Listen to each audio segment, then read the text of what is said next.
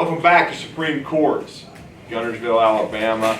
Drew DeArmond here, sitting in for my great friend Bart Heiss, and big day on this Tuesday. A lot of great, action going on these play dates, and the month of June has become huge for building your basketball team. If you're a high school basketball team in the state of Alabama, you get a chance to play all June and lay the foundation for your basketball team before starting practice in October, going into November.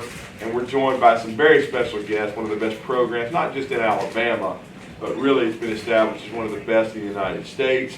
They were a state champion 2 years ago and made another deep postseason run last year. He took over for Bucky McMillan, a great friend of mine, but he's now in his third season. It's hard to believe time flies. But Coach Tyler Davis is with us this morning, I should say. Still morning, not quite lunchtime yet.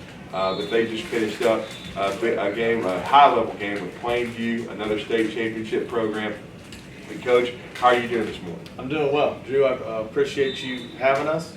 A lot of respect for you because I know how much you love the game of basketball, how much you promote it for the state of Alabama, so it's an honor to be here talking to you today. Well, it's great, and I love it. I mean, it's just a labor of love for me. I have a daily radio program in Huntsville on 97.7 The Zone, talking ball, and we're high school centered, man.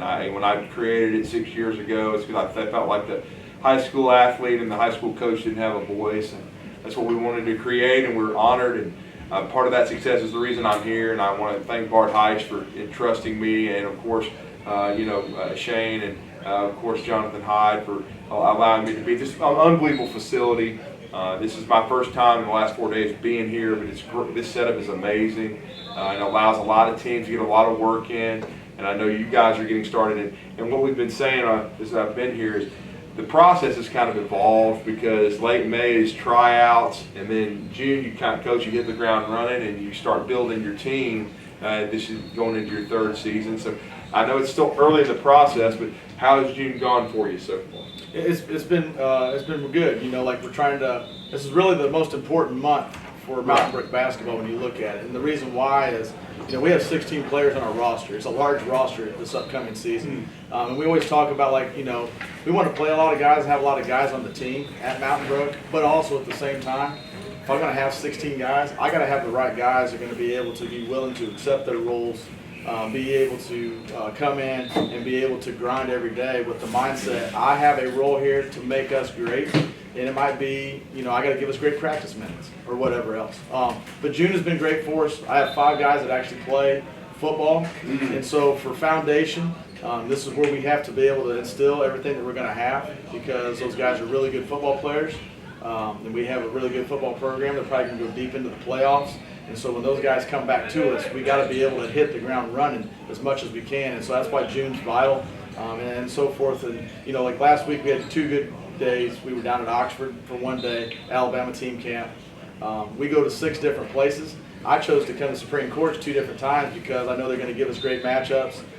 We got a great facility, and so where we're at, where we need to be at this point. A lot of work to do, obviously, but I like where we're at right now. And we're going to introduce 3 young men that are with you, that are going to be leaders of your team here going into year 3. First of all, sitting right beside you, Senior Julius Clark. He's here. We appreciate him. Your son Ty Davis also here with us, and then Senior Kyle Layton with us. Welcome, you guys. Appreciate y'all coming being with us today. And first, I'm going to ask you, Julius. You're going to be kind of a senior leader for this squad. Talk about being a senior leader and what do you look at. I've asked this. It's kind of a loaded question. I've asked this for the last 4 days. What kind of leader do you consider yourself? How do you lead? What is your leadership style? Like you said, we have 16 players on the team, and I try to lead vocally on defense and offense, letting them know, the youngest guy, what to do and how to do it. Even the seniors, I try to lead them into the right direction. And then Ty, you're a junior, but of course you're playing for your father. Sometimes that's not easy. I've been through that, but I know it's got to still be a thrill for you, and I know it means a lot, because I know Coach Davis has been in Mountain Brook for a long time. It's a program that has a very special culture. It's one that I've enjoyed watching, because I enjoy how hard Mountain Brook plays. But talk about your role on this team and how you see yourself going into this season. my role, I'll be another leader as well because I've been on the varsity for 2 years, state champion. Right. I've been in the system since I was a kid, grown up in it, so I'm just gonna help lead the team, just like Julius and Kyle, and hopefully we can make a deep run and get in the playoffs. I think everybody's hoping that as well. And then Kyle, you're a senior as well, another leader. How do you envision your role on the squad, and talk about your expectations going into this season? My own squad, a leader just like Julius and Todd, lead by example, show the younger guys, what's the right thing to do and how to do it. And I was watching a little bit of it, Coach. You always know where you stand when you play against that Plainview basketball team because, look, I've had Coach Coker on my show many times, and I've told him this repeatedly. I don't really look at classification. I look at culture and development and things of that nature and the way they play. They're one of the best programs, like you guys are in the state. They are. I've told him repeatedly. I said, Coach, I think regardless of class, you guys are a top 10 program in the state of Alabama. So you're going to learn a lot about your team when you play against Robbie Coker and how well coached they are. I know you guys just played a very tough physical game with them. What did you learn about your squad? I learned that our guys could kind of come back from adversity. They got out to, I don't know what it was like 13-0. And so, like, you're exactly right. I grew up in Indiana, and I'm an old guy now, but there was no classifications. And so, like, what you're saying there is exactly right. And, if you take Plainview and you put them up in Indiana, they look just like an Indiana team.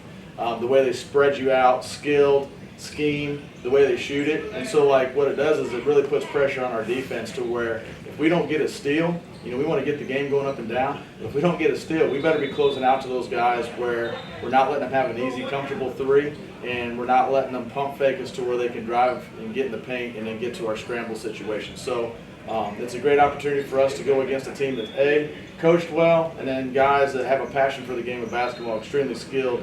I was happy how our guys kind of responded to being down 13-0, and then being able to, take hard coaching, take being challenged, and not take it personal, and then kind of, group together to where it made them better, and it made it successful in that game. Well, and for our viewers, we talked earlier about it. You told us you've got a big squad, large roster, 16 players, 5 football players. How many seniors on your team this year, Coach? We have 9 seniors and 7 juniors, so it's a veteran group, yes. And so that's kind of unusual. And what I mean by that is basketball has changed a lot. I'm from Huntsville High. I came up in the mid-'90s, and so in those days we didn't see, especially middle schoolers, but even 9th or 10th graders playing a lot of varsity basketball.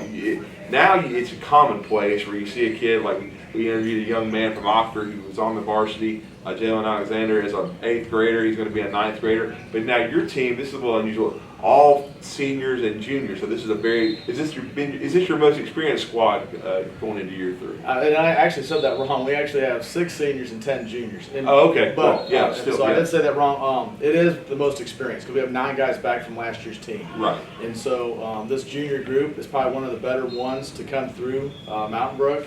It has to be for us to keep 10 guys. That's kind of unheard of. But at the same time, like, they have great chemistry. They've been great ever since I've known them because a lot of these guys are in Ty's grade, so we've coached them when they've been young. They have a passion for the game of basketball. Some of these guys are college football recruits, but at the same time, they love to compete and they're winners, and that's why we want to have them on our team and on our program. Well, I know Coach Chris Yeager well, and as you said, Mountain Brook football, very, very good. Very, one of the more fundamentally sound programs you ever see. And as you said, you've got 5 multi-sport kids. As you handle that process, a lot of times you'll have these kids in June, but as you said, you might not see them, because especially with a deep playoff run until November. How do you kind of deal with that when you don't have a kid? And, we talked to Coach Joel Van Meter earlier today. He talked about how I don't consider you a 2-sport guy unless you're working whenever you can. In other words, if you have a weekend off from football, be in the gym working on basketball. How do you kind of handle the 2-sport process? And like, the first thing is like, when they're with us, Coach Yeager supports us, and then when it's actually football season, we support him and we support those guys because we want them to be great for them. And my challenge to them always is this, and it's not going to do anything to where it'll hurt them on the football field. It's just, hey, can you get your 6 minutes of ball handling in a day? Can you get 15 to 20 minutes of shooting in?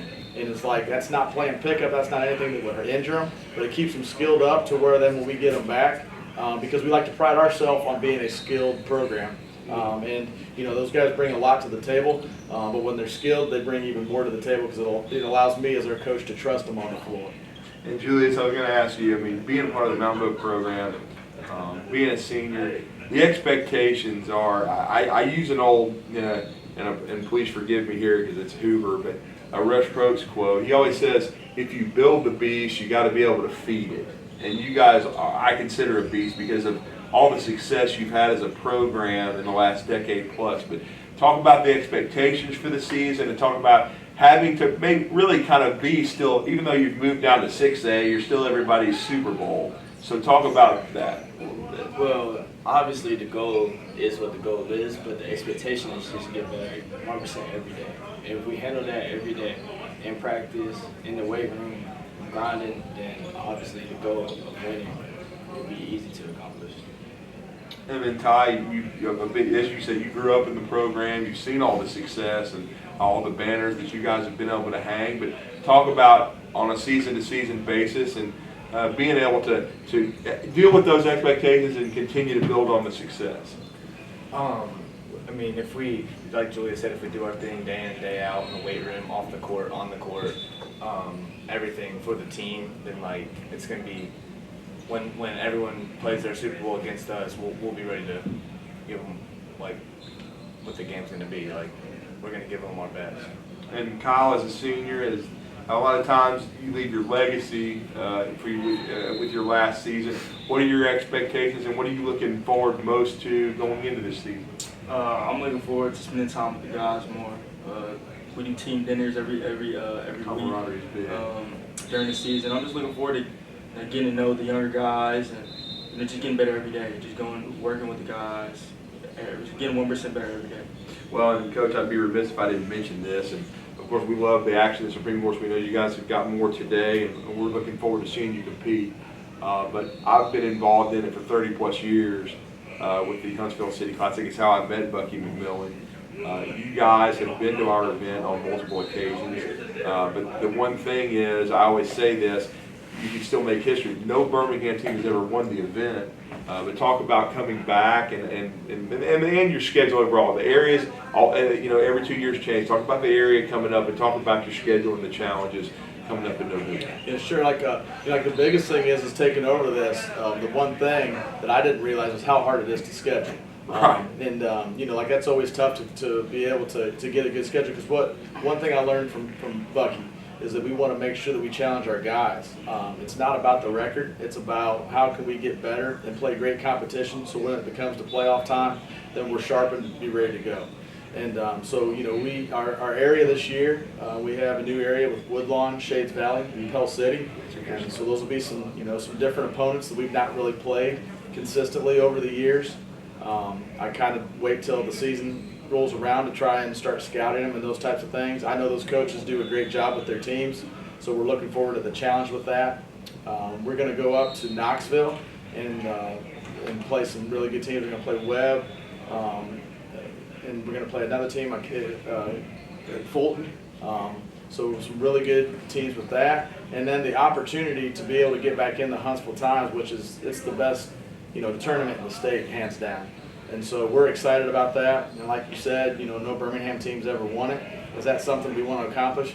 We always just try and compartmentalize everything. So 1% better. These guys are saying that. We want to win the day. Hopefully we're healthy and we're hitting a good stride when we get into that tournament. And I just think if we're doing what we're supposed to be doing and we're healthy and these guys are playing unselfish and playing hard and playing for each other, I like our chances against anybody. As a coach, you have to be able to be confident, and as hard as we work and as hard as we play, again, the stuff that we can control, I like what we do. But the things that you can't control sometimes is your health and those types of things. But our schedule is tough this year from that standpoint. And then we have Baylor from Chattanooga is going to come down later in the year and play against us. We're playing a home and home with Vestavia again, and so that'll be good for an atmosphere, getting both schools back in a rivalry type of mentality. So I'm excited about the schedule we have set up. I'm excited about the venues we're going to go play in. Now it's just we got to put the work in to try and go be great. And for the three young men, I'm going to ask you each individually. Julius, what is, as far as your game this June, the rest of this month, what do you want to improve on? Well, I'm trying to really improve on my basketball IQ and my shooting. That's really been the main goal this summer. I've been working on it every day, skilling up, trying to get better every day with it. And then Ty, for you? My mid-range game.